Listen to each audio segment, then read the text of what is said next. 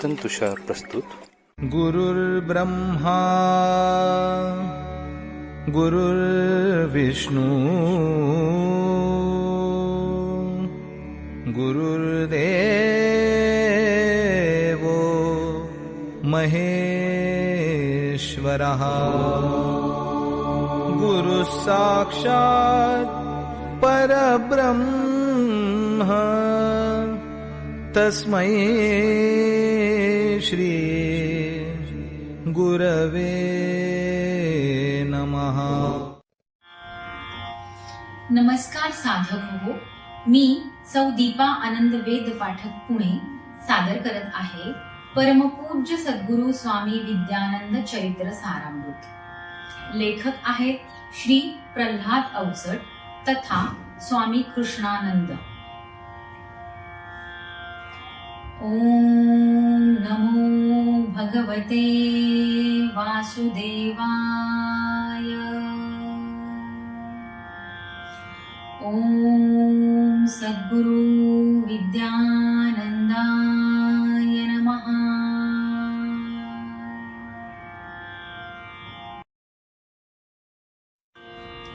पर्व तिसरे, सर्ग 2. जन्म मानवी दुर्लभ असतो, सुलभही असते काय. दिसे सुलभते प्राप्त कराया, दुर्लभ नसते काय. मनास वाटे हवे काही ते सातत्येना मिळते. मनास वाटे नको काही ते सातत्येना चुकते. मिळणे चुकणे हे तर सारे असते दैवाधीन. म्हणून म्हणती पुत्र मानवी जगती पराधीन.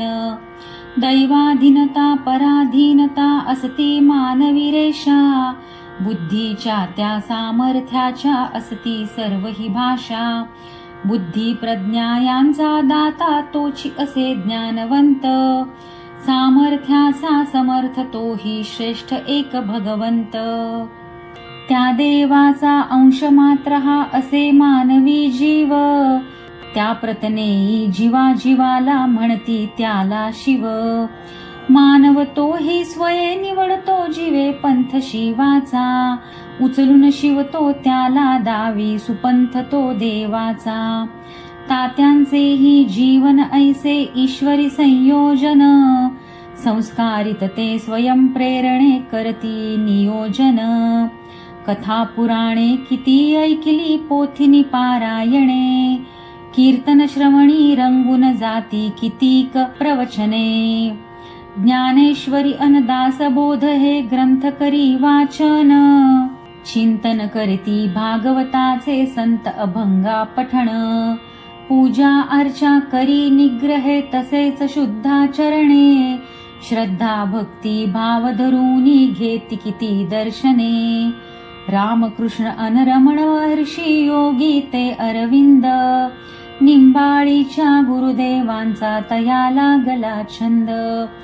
धार्मिक संगीत तनमन उजळे भौतिक साधे सहज. आंतरिक तो विकास होता बाहेरी ये साज. राज्यशास्त्र अन समाजशास्त्री पारंगत ते झाले. आवड होती म्हणून सहजे हिंदी पंडित झाले. कचेरीतल्या कामावरती वरिष्ठ राजी झाले. पदोन्नतीही आता मिळाली, आर्थिक स्थैर्यही आले. व्यक्तिमत्व हे असेच घडते स्वये वेचिता कष्ट. तात्यांचेही मनी दिसतसे काही इष्ट निश्रेष्ठ. प्रगटून येई ते संकेते स्वप्नी हो दृष्टांत. मार्गदर्शी हो ज्ञान साधने मिळे प्रबोधन त्यात. स्वप्ने आणिक दृष्टांताचे शास्त्र असे वेगळे. दोन शब्द जरी परस्परांचे नाते ते आगळे. स्वप्न नसे ते रंजन मनीचे नसे कल्पना चित्र. असे सुखद ते अद्भुत सारे रौद्र निरम्य विचित्र. प्रसंग व्यक्ती अनोळखी त्या भाषा संकेताची. अर्थतयाच्या सहजीन कळतो प्रतीके भवितव्याची. दृष्टांताचे स्वरूप ऐसे सारी अंतरदृष्टी. त्या दृष्टीतन उदया येते नवजीवनाची सृष्टी. दृष्टांताचे स्वप्न विश्वते जो तो ठाई बघतो. डोळसतेने अर्थत याचा एखादा तो बघतो. तात्या होते बालवयाचे तेव्हा नवलची घडले. सर्वासह ते रात्री अंगणी सहजची होते पडले. ज्योत्स्नमयी त्या शुभ्र अंबरी अगणित दिसती तारे. शांत रात्र ती मधुनी वाहाती शीतल ऐसे वारे. सर्व रंगले गप्पाष्टकिते तात्या निरखून बघती. पुंज पाहती नक्षत्रांचे आश्चर्याने बघती. दिसल्या त्यांना पूर्ण आकृती गणपती अन लक्ष्मीच्या. हिरे माणके सुवर्ण अंगी दिव्य प्रकृतीच्या. मानव रूपे सर्व देवता तशाच प्रगटून आल्या. विशाल देही होता होता नभास व्यापून गेल्या. भव्य दिव्य ते रूप तयांचे बघती ते निरखून. भयन वाटले बालकास त्या गेला तो हरखून. पित्यास दावी पुन्हा पुन्हा तो अंगुली निर्देशून. काही न दिसले बदले तरीही सस्मित उद्देशून. आकाशी तू घेसी दर्शने देव तुझ्या भाग्यात. देवारी त्या पूजितो आम्ही तेच असे योगात. कुमार वैचे असती एकदा प्रसंग घडला होता. सारी निजेली तरीही दामू अजूनी जागा होता.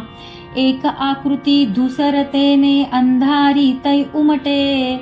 भव्य दिव्य ते रूप कुणाचे अंधारी ते प्रगटे. जटाधारी अन व्याघ्रांबरी ते रुद्राक्षांच्या माळा. तेजपुंज असे रूप पाहता दामू भयभीत झाला. देहधारी तो पुढती आला दामूस धरले पोटी. अचंबित ती मुद्रा पाहुनी शब्द नये त्या ओठी. तरी करुणामय स्पर्श जाणवे दामू पुलकित झाला. सर्वांगातून अभूतपूर्व तो प्रवाह उसळून आला. तनू थरथरे मनू बावरे वदन पडे कोरडे. घामच फुटला सर्वांगासी दचकून तो ओरडे. उठले सारे पहाती तेथे त्यांना काही न दिसले. वर्णन करुनी दामू सांगता वडील समजून गेले. दर्शन होते हेच शिवाचे रौद्र रूप त्या दिसले. पाहून शकती सामर्थ्या विण दामूस कैसे दिसले. अतर्क्य ऐसी दृश्ये दिसती तात्यांना बहुवेळा. जागृतीतही कधी स्वप्नांती नसे कोणती वेळा. समोर डोंगर दिसे एकदा धेनू चरता राणी. आणि अचानक मुखी तयांच्या प्रगटे मानववाणी. चरता चरता मध्ये थांबल्या शब्दे उच्चारूनी. मंत्र घोष तो गायत्रीचा घुमनी गेला गगनी. देह भानते विसरून तात्या अंतरी डोलत होते. स्पर्शून धेनू त्यांच्या संगे काही बोलत होते. असे एकदा शेगावीला समाधी दर्शन घेता.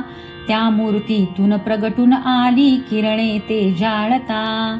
त्या किरणांनी मंदिर उजळे दिसे मूर्त साकार. ज्ञानेशाचे दर्शन घडले प्रसन्न साक्षात्कार. उचंबळे तो मोदमनीचा नतमस्तक ते झाले. दिव्य प्रकाशी तात्यांनाही आणिक काही दिसले. भगवी वसने भगवा फेटा प्रसन्न कांती अंगे. विद्वत्तेचे तेज मुखावर नयने शोधक संगे. विवेक आणि आनंदाचे तेच विवेकानंद. रुबाब त्यांचा पाहुनी विलसे नेत्री त्या आनंद. धवलही वसने वेधक मुद्रा विश्वशांतीचा गंध. असीम शांतीचा सुमूर्त पुतळा दिसले श्री अरविंद. दर्शन घेता त्या पुरुषांचे तात्या रंगून गेले. नयने भिजली भाव भारले हृदय मोकळे केले. अनुभव सारे ऐसे घेता तात्या करी चिंतन. संसारीच्या सुखदुःखाचे मनात हो मंथन. पर्व 3 सर्ग 2 समाप्त.